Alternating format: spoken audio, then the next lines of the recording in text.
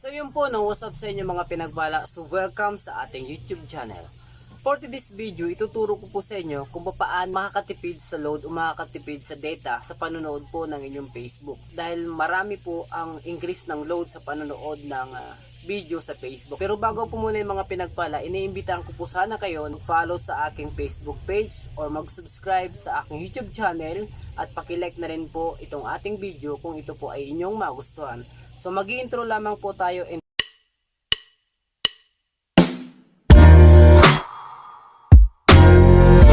so yun nga mga pinagpala, no, pumunta lang po kayo sa inyong Facebook.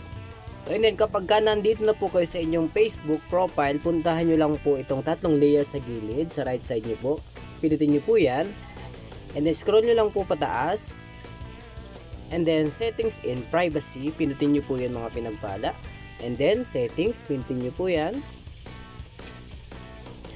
So hanapin nyo lang po yung media, no? Kung hindi nyo po mahanap yung media, pwede naman po kayo mag-search dyan. Ano po?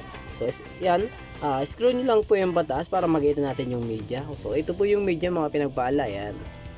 So pindutin nyo po yan. So kapag napindot nyo po yung mga pinagpala, so para po matagal po maubos yung data nyo sa kapanonood ng Facebook, ito po yung gagawin nyo mga pinagpala, no?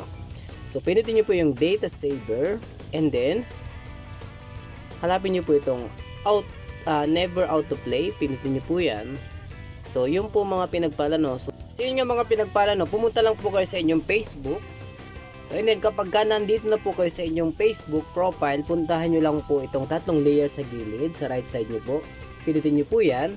And then scroll nyo lang po pataas. And then settings and privacy, pindutin nyo po yan mga pinagpala. And then settings, pindutin nyo po yan. So hanapin nyo lang po yung media, no? Kung hindi nyo po mahanap yung media, pwede naman po kayo mag-search dyan. Ano po?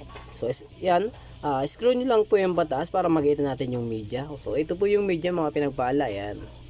So pindutin nyo po yan. So kapag napindot nyo po yung mga pinagpala, so para po matagal po maubos yung data nyo sa kapanonood ng Facebook, ito po yung gagawin nyo mga pinagpala, no?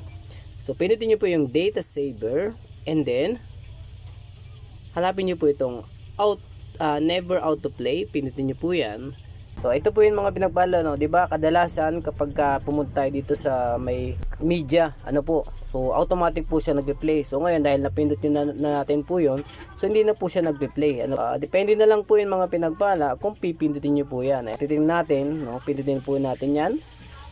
Ayan, so gagana. Pero pag in-scroll po natin pataas, so hindi na po siya mag-automatic.